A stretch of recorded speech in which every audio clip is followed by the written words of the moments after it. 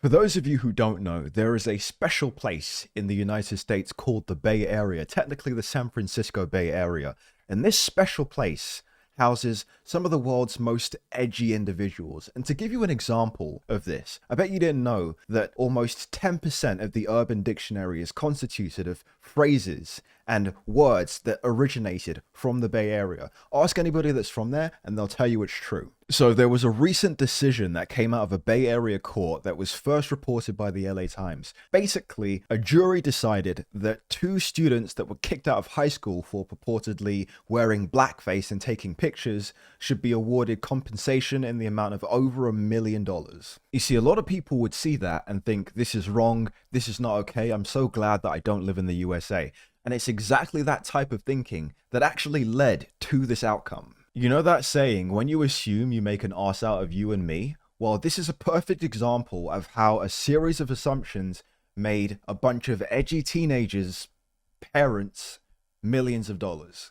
Alright, so let's start from the beginning. By the way, if you're not subscribed, please do that now. So, two teenagers referred to as AH and MH were kicked out of an elite Catholic high school, a private elite Catholic high school called St. Francis High School in Mountain View, California. Mountain View is a city in the San Francisco Bay. So, in 2017, when they were 14 years old, these kids had a sleepover. So there was 3 of them, during which they put on these face masks and took photos together, right?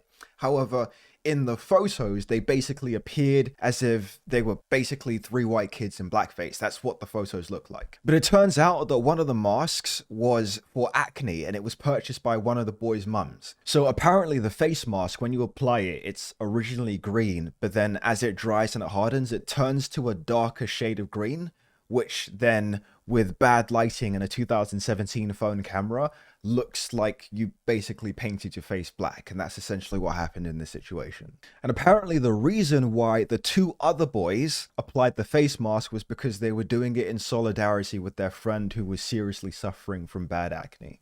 So 3 years later, amidst the 2020 George Floyd BLM protests, right? These kids are like 17 years old now. And I'm sure you guys remember all of that stuff as it was going on. These photos of the 3 kids purportedly looking like they were on blackface started to resurface on social media and it went viral. And this led to 2 of the kids essentially getting kicked out of high school. And apparently the school administrators, they told the boys they either had to withdraw from the school or face being expelled. And apparently the boys weren't offered a hearing and the school didn't consider any evidence or anything like that. They were like, these are your options, pick A or B, either way, you're done here. So obviously AH and MH's parents decided to pursue the case in court and sue the school, and that worked out pretty successfully for them. Alright, so this is the outcome. A Santa Clara County judge sided with the former St. Francis High School students who claimed the district was in breach of an oral contract and did not give them due process before expelling them in 2020 for photos that were 3 years old. Hold on a second. So this is really important, right? So when they're talking about an oral contract and not following the due process, you have to understand that in high school, at work, in any situation of which anybody has some kind of authority over you as a human being, you have rights.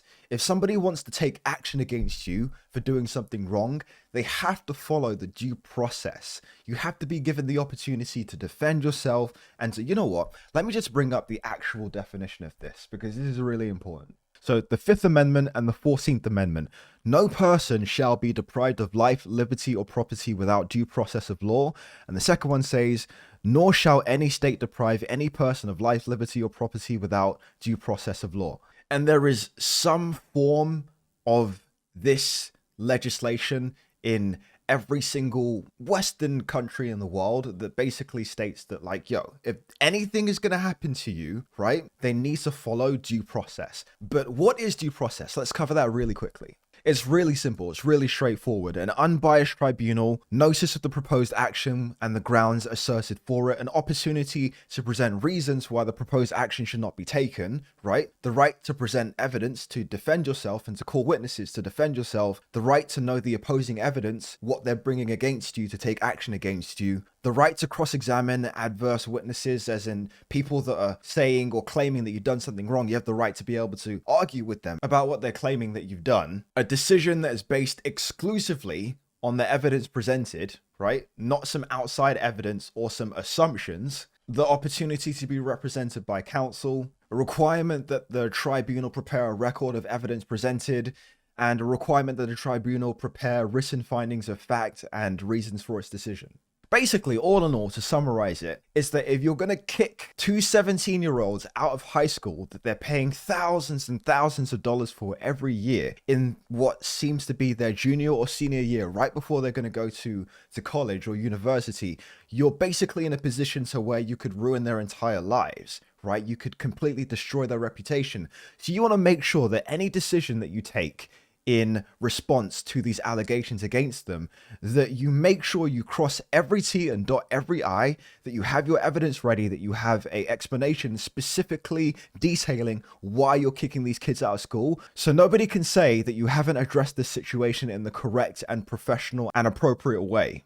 All right, so this is the summary from the New York Post. The students identified only as AH and HH in the lawsuit were awarded $500,000 each, and will have their $70,000 in tuition, $70,000 in tuition reimbursed. This case is significantly not only for our clients, but it's for its groundbreaking effect on all private high schools in California, which are now legally required to provide fair procedure to students before punishing or expelling them, said Christina Bolham, one of the attorneys for the students. One of the attorneys for the students. Can you imagine? These kids had multiple attorneys.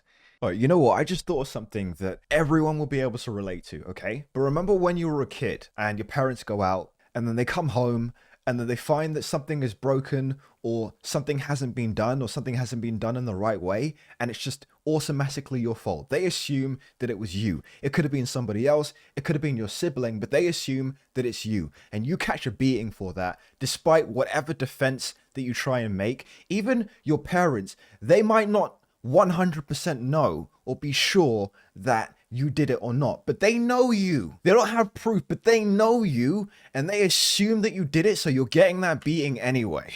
It's kind of like a parental justice system. Like, I have all the power as the parent, and as a kid, you have none. So therefore, I don't have to be fair. I'm just going to do what I want to do. Just as somebody who knows what a 14-year-old Fortnite-loving high school teenager from the Bay Area in California is like, I just, just when you think about the edginess of some of these kids, it's not far-fetched to think that maybe they were being stupid and they put that stuff on their face and they took that photo and they didn't really think about the implications of their actions, right? And a part of me feels like these kids' parents, they took them home, and those kids, they got a beating. Well, technically, pretty sure that their parents paying like $30,000 for school, they're not going to beat them, but they'll probably ground them. Like, they won't be able to play their PS5 on their 80-inch LED screen that's mounted to the wall in their bedroom for a couple weeks. But the parents, they get home, and the kids, they have a feeling that they probably did this. They have a feeling that they probably did make a joke that went too far. That is a very realistic scenario. But as a parent, you defend your children no matter what. Those kids probably did get a beating, but on the outside, external from the home, I understand, and it makes a lot of sense that these parents will fight hard for these children to make sure that they protect their reputation and that they give them the opportunity to have a fresh start, to continue on with their lives according to the trajectory that they probably invested tens of thousands into ensuring. So it's just one of those situations to where in high school, when you're dealing with children, especially when you're dealing with a situation where you're going to remove a kid from school, you need to take that very, very seriously. And you can't allow outside influences, especially in California, when it comes to the whole George Floyd and BLM thing. You can't use that as a justification to assume that kids have done something wrong or that they've done something bad that was from 3 years ago before all of this. You can't use that as justification to get rid of children. You just can't do that. You can't mess with people's lives like that without undergoing a meticulous and responsible process. And that's the bigger picture.